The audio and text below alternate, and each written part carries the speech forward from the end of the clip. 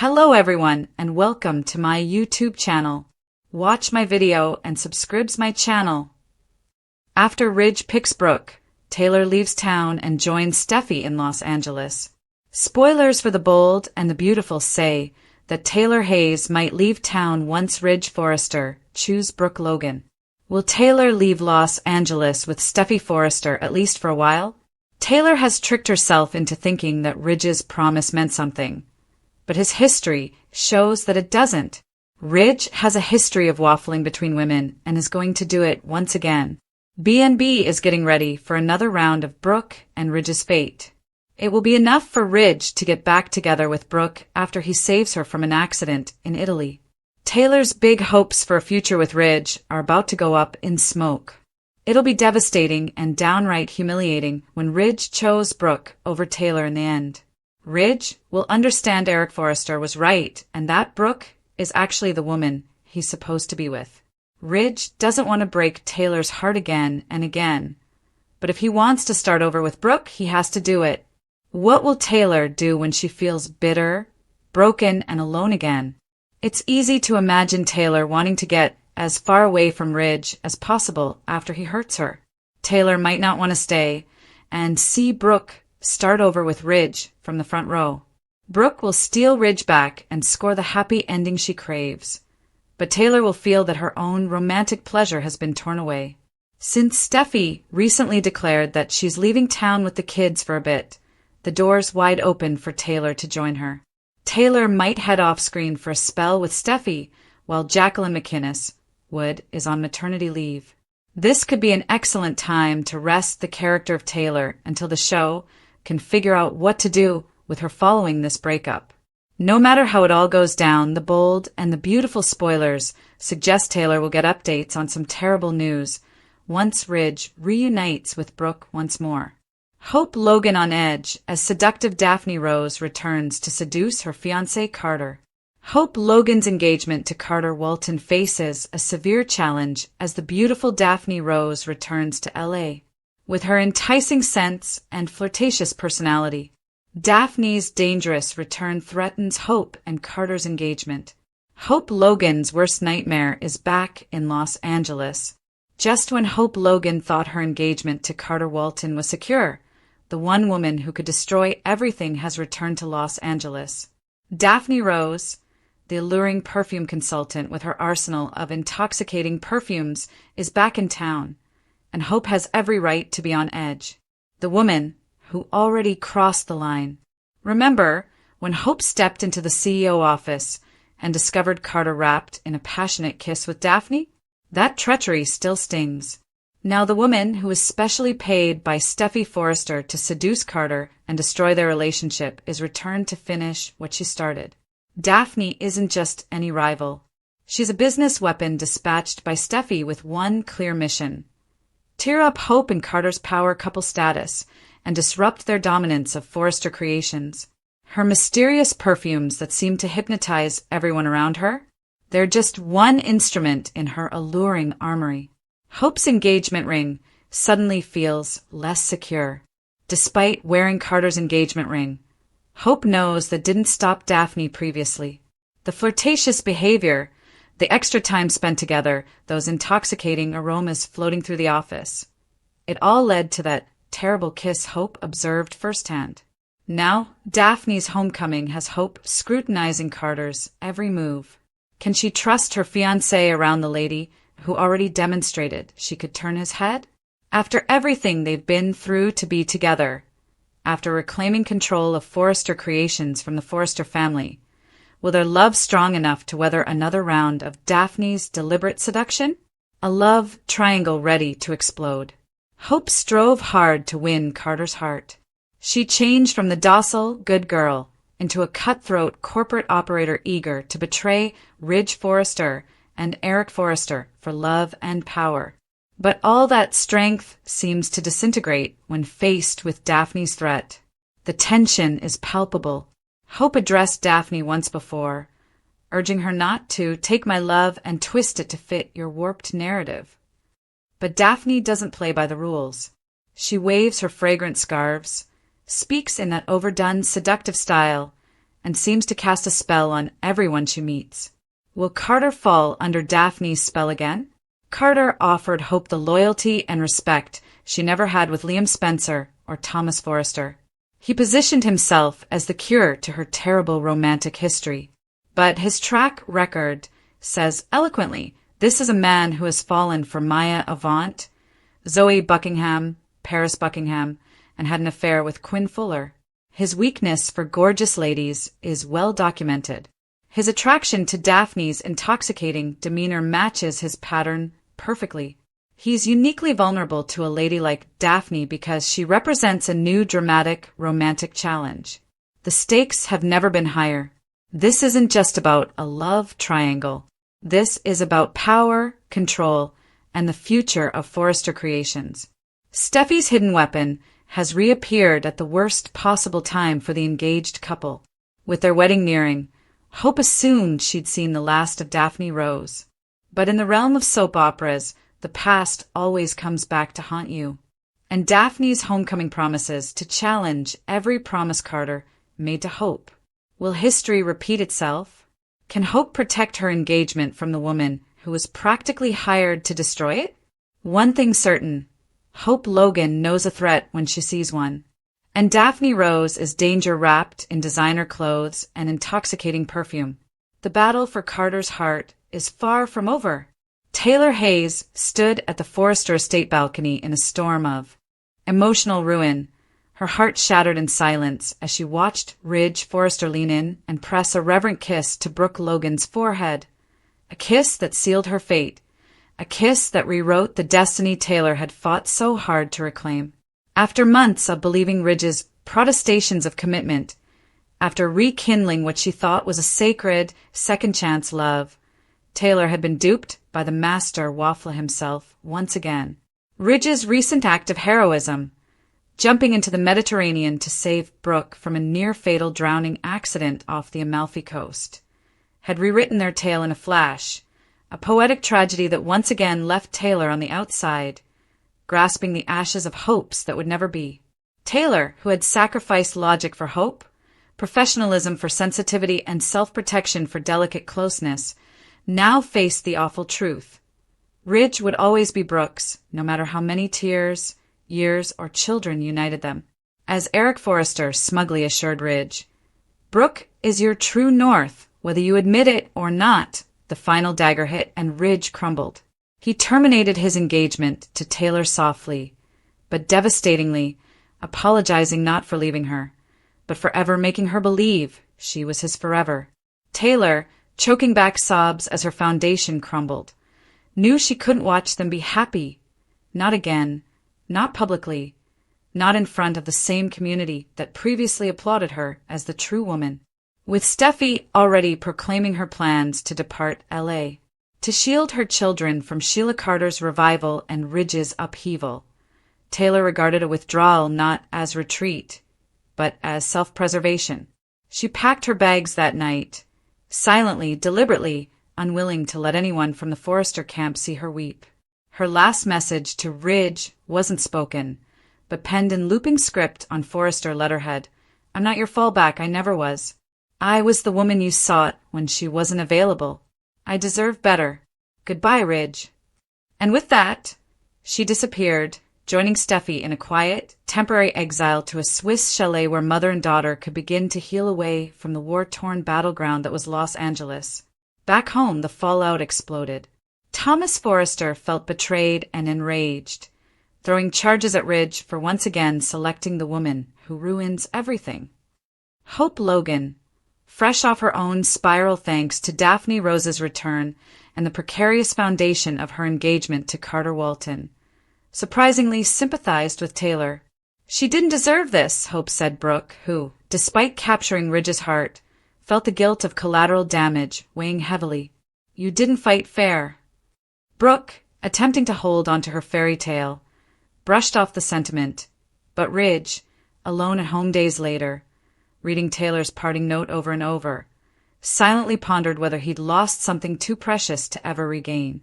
Meanwhile, Steffy and Taylor connected abroad, having tea by the frosty windows of a quiet lakeside mansion, attempting to absorb the ways Ridge's love had defined and damaged their sense of value.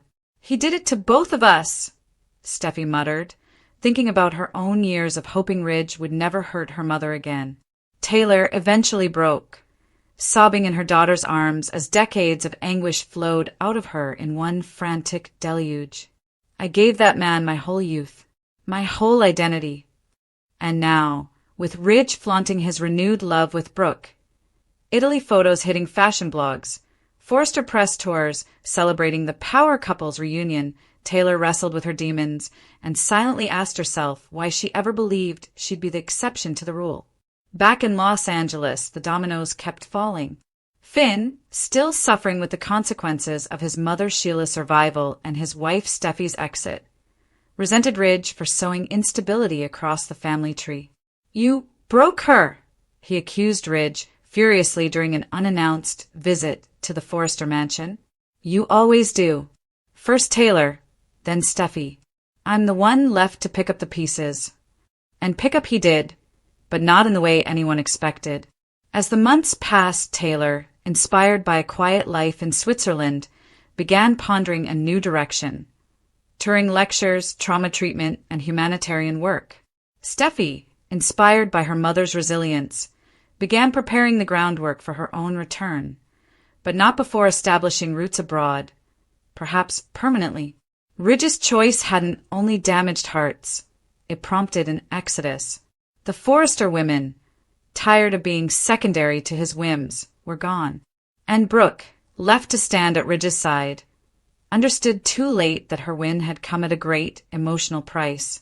With Eric battling with a health concern and Hope reeling from Daphne's seductive mind tricks with Carter, whose loyalty suddenly wavered dangerously, the entire Forrester dynamic twisted.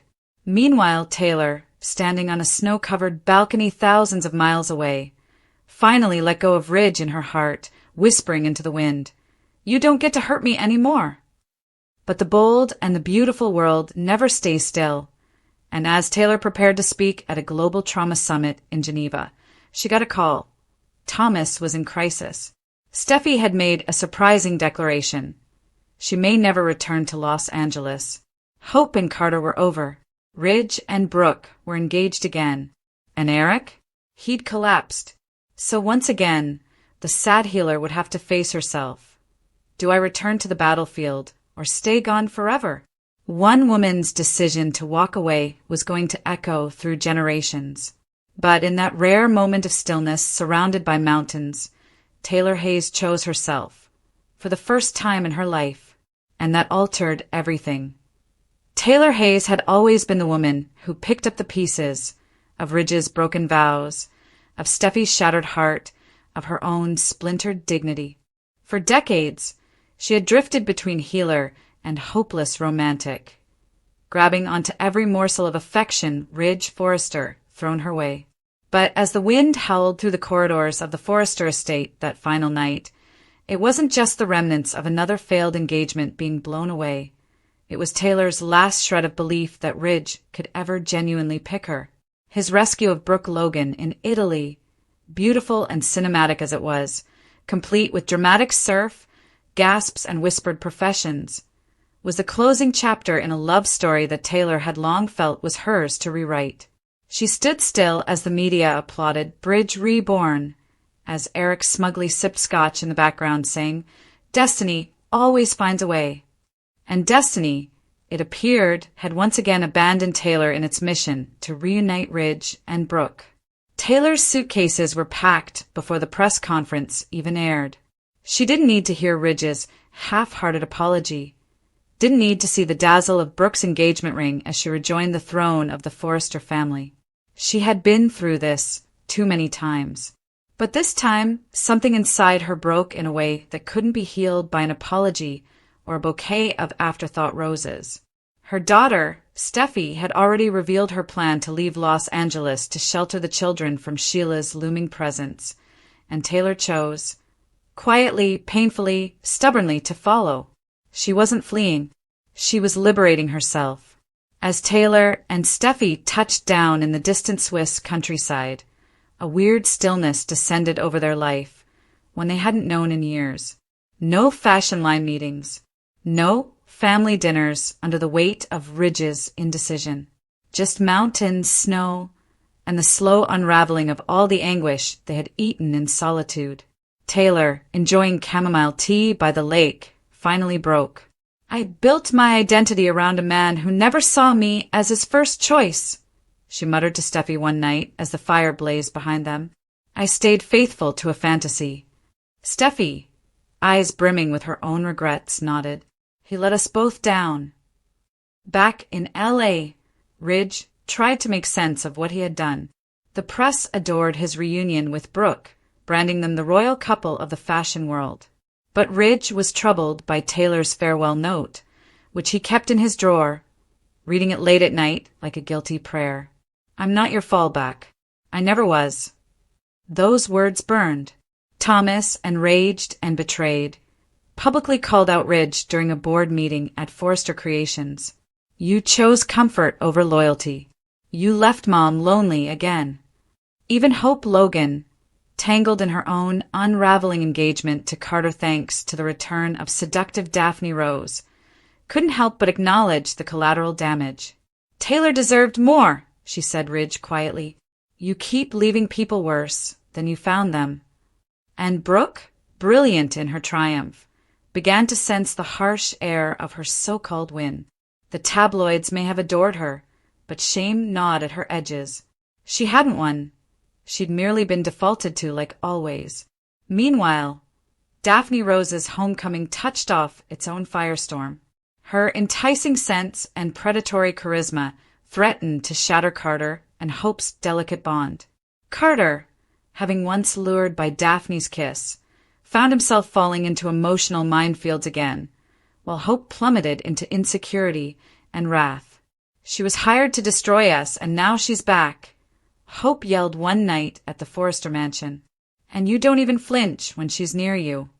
Daphne, ever poised, only smirked, her presence like a walking flame. You should ask yourself why your fiancé keeps looking at me. The tumult surrounding Hope and Carter's engagement fueled gossip columns, but more than that, it altered the power balance at Forrester. The family was fracturing. Eric's health took a discreet but terrible swing, leading to his collapse at a private charity event. Finn, remaining alone in Los Angeles, hated Ridge for the exile of both women he loved most. You shattered Steffy's peace and broke Taylor's heart, he remarked coldly to Ridge, who had no response. Alone in a room crowded with Forrester photographs, Ridge finally faced the weight of his choices. Love didn't always win. Sometimes it left casualties. In Switzerland, Taylor flourished. She accepted an invitation to speak at a trauma summit in Geneva, and the acclaim that greeted her keynote speech was unlike any ovation she had received in L.A. There, she wasn't Ridge's ex or Steffy's mother. She was a respected voice, a thought leader, a woman unshackled. Steffy, meantime, explored life in Europe, enrolling her children in language school and taking quiet joy in obscurity. This is what life is without him, she said to Taylor one afternoon. Peace. But peace is unstable. A phone call from Thomas disturbed the silence. Eric had fainted. Steffy's disappearance was permanent, and Ridge wanted to chat. Taylor glanced at the phone, divided between wrath and empathy. Does he want to apologize or pull me back in? She asked aloud. Steffy, wiser now, said, It doesn't matter. You don't owe him anything. But what Taylor did owe perhaps was herself closure. So she took a plane, not to fall into Ridge's arms, but to stroll into the Forrester living room on her own terms. When she arrived, Ridge looked surprised. You came, he muttered. Taylor stood steady, poised and peaceful. I didn't come for you, she said. I came to say goodbye the right way. And she did, in front of the whole family. She laid bare every scar Ridge had left her with, every time she had been strung along, every sacrifice made in vain. The stillness in the room was deafening when she finished. I'm not a character in your Brooke saga, she continued. I'm not your option. I'm not staying in a city where my worth is measured by whether or not you love me. Ridge, speechless, watched as Taylor turned and walked out. Not only out of the room, but out of his life. Back in Switzerland, Steffy welcomed her mother with wide arms and a heartfelt grin. "You did it," she said. Taylor nodded. "I finally chose myself." And that choice would ripple. Thomas, inspired by his mother's resilience, began reevaluating his own identity outside of Ridge's shadow. Hope, in the wreckage of her engagement, reached out to Taylor discreetly, asking for therapy not only for herself but for Beth. Carter, abandoned and adrift, wondered whether he'd ever been more than a stepping stone to power for each lady. And Ridge? He stayed with Brooke, but something was lacking. A piece of his conscience now had Taylor's name on it, and every time he kissed Brooke's forehead, he remembered that one stormy night when a woman he didn't deserve ultimately walked away.